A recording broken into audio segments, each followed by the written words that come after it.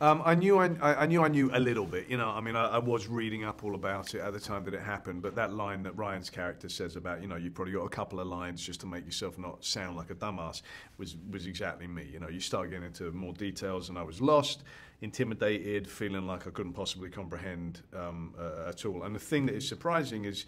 About this film is that it shows it to be far simpler than you think. You know, once you get past the sort of legalese, you know, the lingua franca of the Wall Street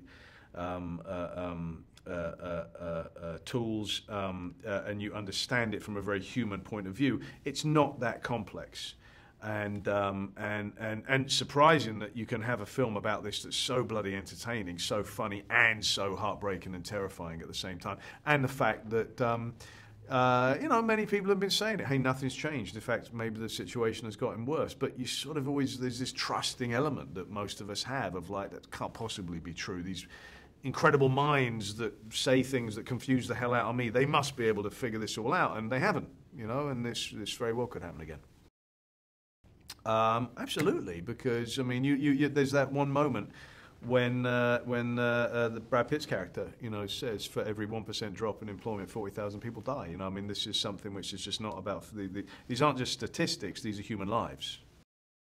He's a very charming, very unique individual, a stupendous brain on him.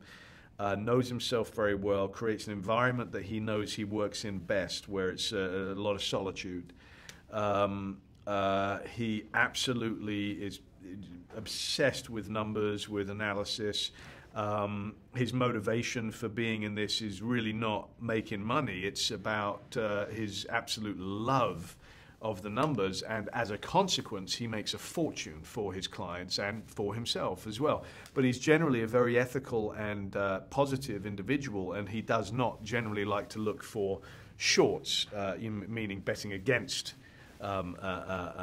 companies and etc. And it's a negative investment. He generally likes longs, which is a positive investment, a belief in something that it will grow and it will be productive.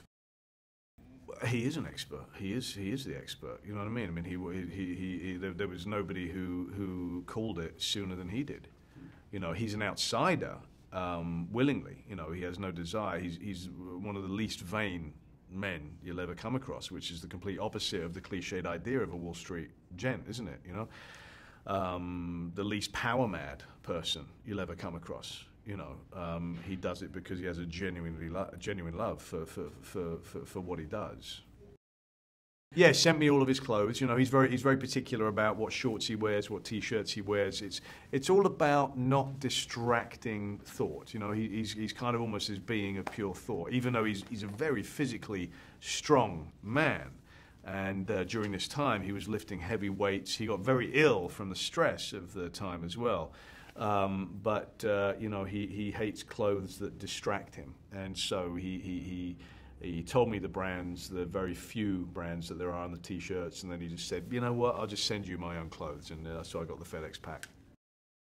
No, I don't meet anybody. I'm all on my Todd, and you know, I don't know if it's a healthy thing socially, but I loved it. I loved every minute of it. It's just me in a room.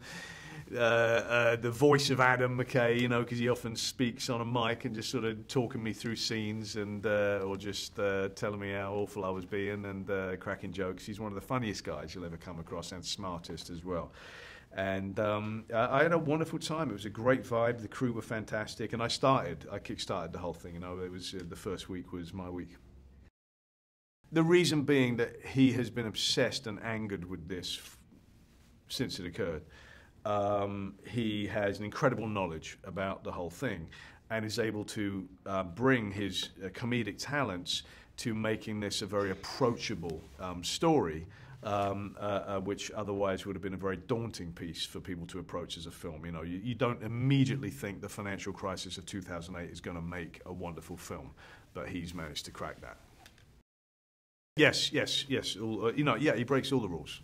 You know, and Hank Corwin, the editor, what a job he did as well. Yeah, I'd been getting silly on trampolines and stuff, and I'd smashed all my ligaments in my knees. So yeah, the scream at the end of that scene is sort of absolutely sincere. Yeah, I loved it. It was a real crash course. You know, there's nothing better than a deadline of knowing, hey, you're getting filmed. playing the drums in 2 weeks to learn, and what I wanted to start with, Pantera's by Demons Be Driven. It was fantastic. He does, yes. It is talked about in the book, so I don't feel like I'm saying anything that is not already known. Yeah. Right. Yeah, and he's absolute joy as company. He's an incredibly positive individual, and just phenomenally brilliant.